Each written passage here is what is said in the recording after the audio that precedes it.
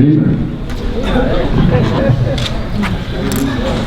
Well, I'm very honored and privileged to accept this award. This is really very humbling, and being able to be a part of this and hear everybody's stories, it's really, really very touching. And I wasn't really sure how to approach this specific part of tonight. I wasn't sure if I should write something or, one thing comes to mind being here, submersed in all this. It's sincerity. There's a level of sincerity here with CHC. It's very touching. So I'm a very private person. I don't really talk much about my personal life outside the business, but I think right now would probably be the most appropriate time to tell you guys I guess a little bit of personal history about how I kind of got to here today. So my life as a kid,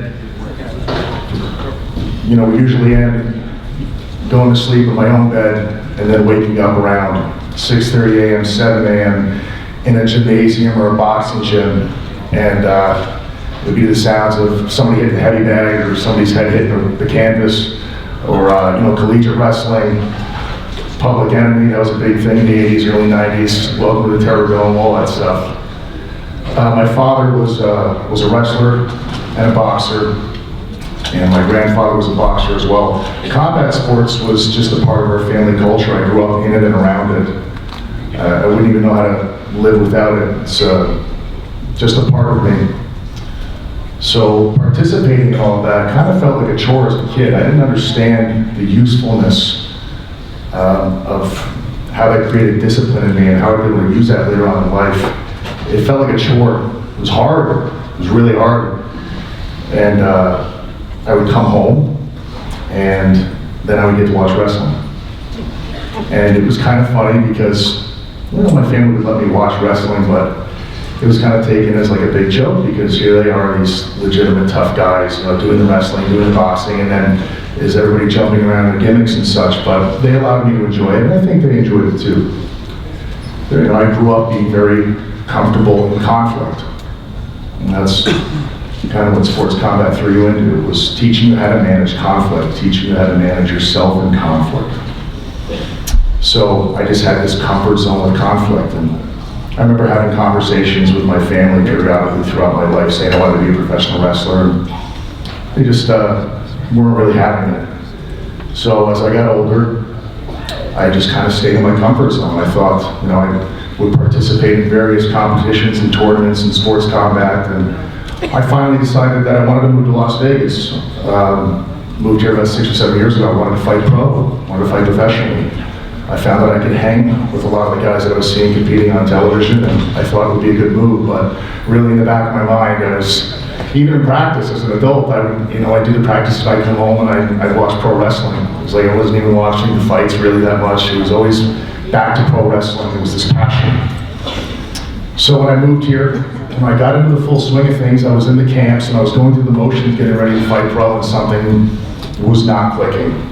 It was undeniable. I thought maybe in the beginning I was just like, I don't know, like in a bad mood or something, but I don't think a bad mood lasts for a year and a half. So there was something really missing, something, a word comes to mind, like fulfillment. There was a fulfillment missing. I couldn't figure it out. So one day I just went down to Future Stars of Wrestling. It's a wrestling academy here in Las Vegas, and I started training, and I immediately knew the moment I walked in the doors, when I got in the ring, I was like, this is where I was always supposed to be.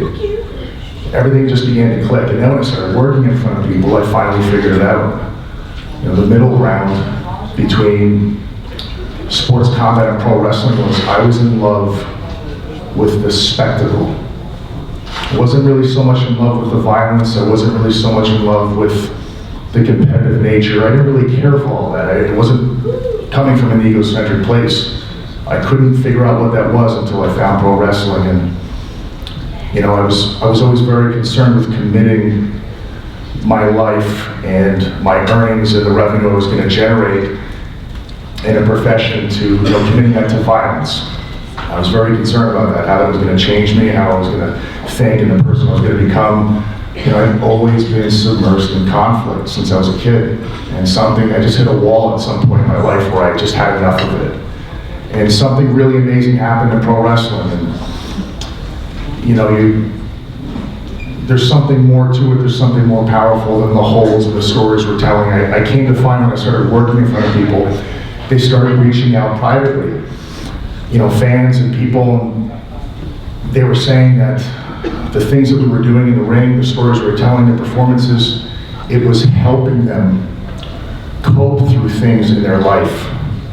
Cope through grief, cope through loss, cope through terminal illness. And it was just this very, very surreal stroke of universal balance where subconsciously I was tired of conflict and violence. And eventually I really just followed my heart into pro wrestling. And I would have never imagined it would have happened like this, but I wound up in a strange way, kind of learning how to help, motivate, inspire, and heal people. And I didn't realize how much I actually needed that. I really didn't. I mean, everybody in this business, whether you realize it or not, that's what you're doing. It's not so much about exactly what it is that we're doing in the ring. We're telling stories that people are taking with them. We're creating timeless moments. That's amazing. Nothing beats that. And this has just been a really surreal journey, and I'm looking forward to everything that comes forward. I'm really happy that I followed this path. I'm really happy to be here. I'm really happy to be getting to meet all of you, and I'm looking forward to contributing more in the immediate future. Thank you so much.